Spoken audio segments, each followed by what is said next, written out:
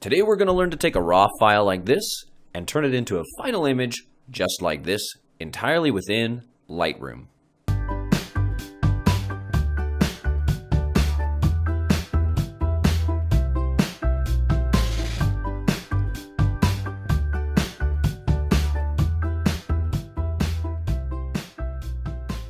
Greetings and salutations, my photo freaks, and welcome to Pro Photo Tips. My name is Josh Cripps, and you can find me on Instagram and Facebook at Joshua Cripps Photography. Now, today's on the program, I'm going to learn you how to take a photo from a raw file that looks like this on the left and turn it into this final image here on the right. And forgive me for talking quickly, but I got a lot to get through and I want to keep the video nice and short. So you can see there's actually a huge difference between the raw file that came out of my camera and the final image as presented here. And the reason for that is because when I'm shooting in the field, I'm not necessarily trying to get the best looking photo on the back of my camera. Instead, I'm trying to capture the best possible data, which then I can turn into a great looking image here in Lightroom. And so when I'm in the field, I'm more focused on things like not blowing out the image, making sure I don't have any clipping, rather than trying to get the best possible contrast, saturation, and detail, that sort of stuff. Now, if you've never used Lightroom before, if you're trying to learn how to use it, I would recommend checking out this full-length tutorial here on my website. It's 2 hours of content that goes through everything you need to know about the Develop module here in Lightroom. It goes through every tool, some of my best practices, favorite techniques, all that sort of stuff. So if you really want to understand how to use Lightroom intelligently and well, check out that tutorial. And I'll link to it again at the end of the video. If you watch this and you were lost the whole time, go check that out. Okay, now when you're editing any photo, that editing process should be an extension of your artistic vision. What I mean by that is when you take a photo, you do that because you notice something that catches your attention. And in your processing, you should try to bring out that feature, whether it's a specific thing like these flowers or an idea like a mood or contrast between two subjects. Your processing should be designed to enhance that idea. So for example, if I take a look at just the raw image here, what I really loved about this scene was the bright gold of the flowers, the beautiful textures in the clouds, and the great detail here in the mountains. So those are the three things that I really want to bring out in my image to match the vision that was in my head when I actually took the photo. Let's go ahead and dive right in. So I need to reset this guy back to 0. There we go. So this is a raw file as it came out of the camera. As you can see, it's nice and flat. It's not that attractive, and that's because I'm trying to get the best possible data that I can juice up now here in Lightroom. Before I start any edit, there's always a couple of things that I like to do. One is to make sure that my camera calibration is set to camera flat or camera neutral, and that gives me the most basic possible starting point so that I can choose all the edits to apply instead of some of the presets where either your camera or Lightroom is applying some contrast and saturation. The other thing is to make sure that under my lens correction tab, I have remove chromatic aberration ticked. One of the first things I want to do to this image is straighten it out a little bit. Even though my camera was perfectly level in the field when I took this photo, now here after the fact that the mountains are sliding down a little bit from right to left makes the image look unbalanced in my opinion. So I'm going to go ahead and hit the R key, which will bring up my crop. And I'm just going to rotate this a little bit, not a huge amount.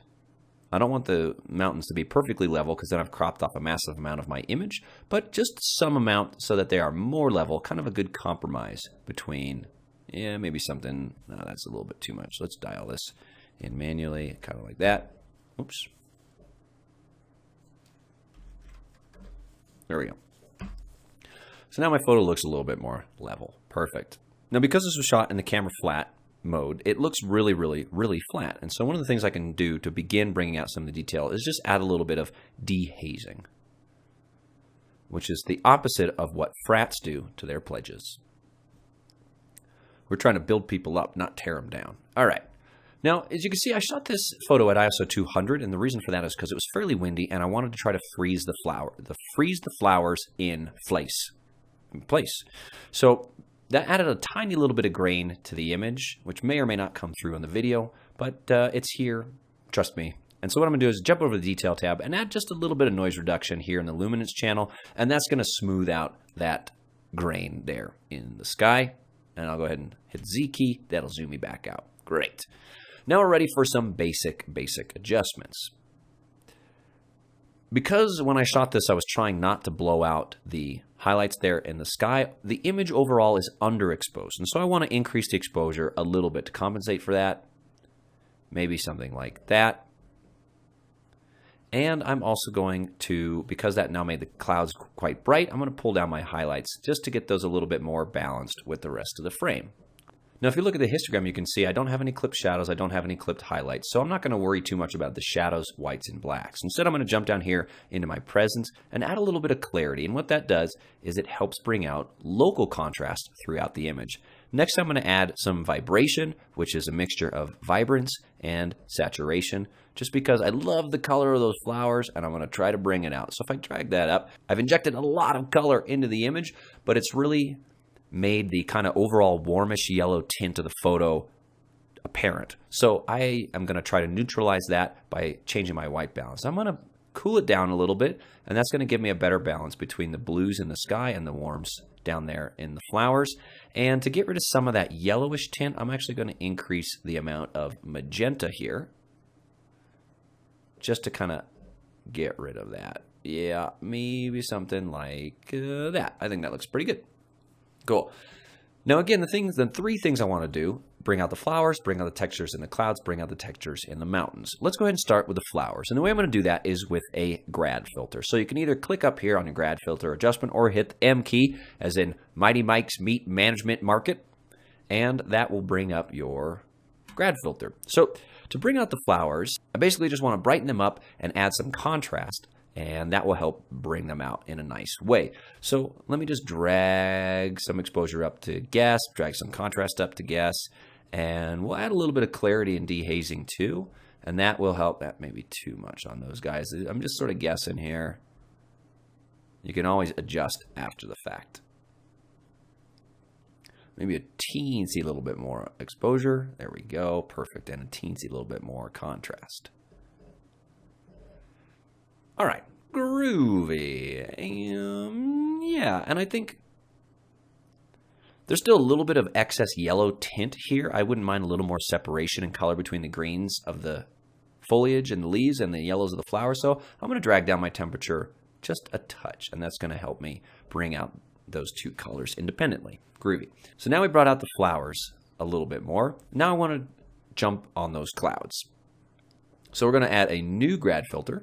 And in this case, we're going to actually darken it down instead of brightening it up. So we're going to pull that exposure down a little bit, and we're going to increase some contrast. And that's just going to help the sky have a little bit more punch. Maybe it doesn't need to be that broad. There we go. Cool. So a little bit more punch there. Maybe I'll pull down some of the highlights a little bit to try to deal with those really hot spots. Now, I don't want it getting too dark, so I'm actually going to pull up my shadows a little bit more. I think let's add a little bit more contrast as well. And we can bring out more detail, again, the same way, by adding a little bit of clarity and a little bit of dehazing. And that'll really help that sky start to get punchy, punchy, punchy. Groovy. Now, maybe adding that dehazing kind of brought out some of the blue tones a little bit more. I wouldn't mind if it wasn't quite so cool, so I'm going to increase the temperature a little tiny bit. And maybe decrease just a kiss of magenta. Is maybe a little bit, a tiny bit too much there. Perfect. And now you can see the exposure overall is getting very, very even across the frame, giving us this very nice bell-shaped histogram, which will be super important in just a little bit when I go to add global contrast to the whole image. But first, I wanted to bring out more detail and texture here in the mountains. So I'm going to do that with my adjustment brush. If you click there, or you can hit K, and that will bring up the adjustment brush. So what I want to do is bring out those textures by increasing their exposure and increasing their contrast. Let me reset all these guys. There we go. The other thing I want to do in this case is make sure that my auto mask is ticked, because I only want to apply those to the mountains and not to the sky. And Lightroom is really good at finding edges like that. So click that auto mask. Perfect. So let's just dial in to start a little bit of an exposure increase and a little bit of a contrast increase. We can also use the same trick we did on the sky and add some clarity and some dehazing. So if I start to paint in here, and I always use a nice low flow, and that really helps you be quite well controlled as you paint in these adjustments. I can hover over that and it'll show me where I've put it in. That's perfect, just on the mountains as I want. If we toggle that on and off, you can see it's starting to make a little bit of an adjustment, but not a strong enough one yet. So here's a cool little trick that you can do. If you have an adjustment dialed in that you just want to make stronger, you can hover over the control point, then hold Alt or Option, and it'll bring up this little left-right arrow. If you click and drag to the right, it'll make the adjustment stronger. If you click and drag to the left, it makes the adjustment weaker. So I'm just going to click and drag to the right there, and that's going to make that contrast, exposure, and all that adjustment much, much stronger like that. I turn that on and off. You can see, yeah, look how much I'm bringing out the details there in my mountains. I can even add a little bit of sharpening, maybe add a little bit more down here. And now those craggy details are way more apparent. At this point, we've got a very nice, evenly lit image overall, and it's time to add that global contrast. So I'll just go ahead and hit done down here. And I love adding contrast with my tone curve because it lets me target the exact tonal regions that I want to adjust. Now, because this histogram is super duper well behaved, I'm just going to put in a nice classic S-curve. So I'm going to click over here kind of on the right shoulder of the histogram and drag that up. And then I'm going to click over here kind of on the left side and drag that down, just salting to taste until I think I've got something that looks nice and punchy. That may be a little too much. There we go. Yeah. All right, now that really injected that great amount of punch and contrast into the photo. You can see it maybe made these clouds up here just a little bit too hot. So I'm going to dial the exposure down in just that spot by going to another adjustment brush here. Click on New, hit Reset. I'm going to drag down my highlights and my white point a little bit. And that will just let me paint in those areas right there just to make sure that they are not too bright. If I turn that on and off, you can see, yeah, it just controls those a little bit better. Cool. So I think that's looking really great overall. There's one final thing I like to do to finish off most of my images, and that is add a little bit of a vignette down here in the Effects tab. And the reason for this is it just sort of puts a nice little dark ring kind of around the edge of the photo. What that does is it pulls your viewer's eye to the center of the frame where things are nice and bright and saturated and beautiful. So I think we're done. Let's take a look at our before and our after. If you hit the Y key, then why would I want to do that? You can see where we started and how far we came. We started with a raw file that was taken just to capture as good as possible data. Then by following the vision, bringing out the flowers, bringing out the clouds, bringing out the mountains, then we really achieved this beautiful image in the end. Hope you enjoyed that. Hope you found it useful. And if you did like this video, please share it with your friends and subscribe to the channel. You can also join our newsletter for tons more photography tips and techniques. And be sure to check out some of our other post-processing videos or that full Lightroom tutorial here. Until next time, have fun and happy shooting.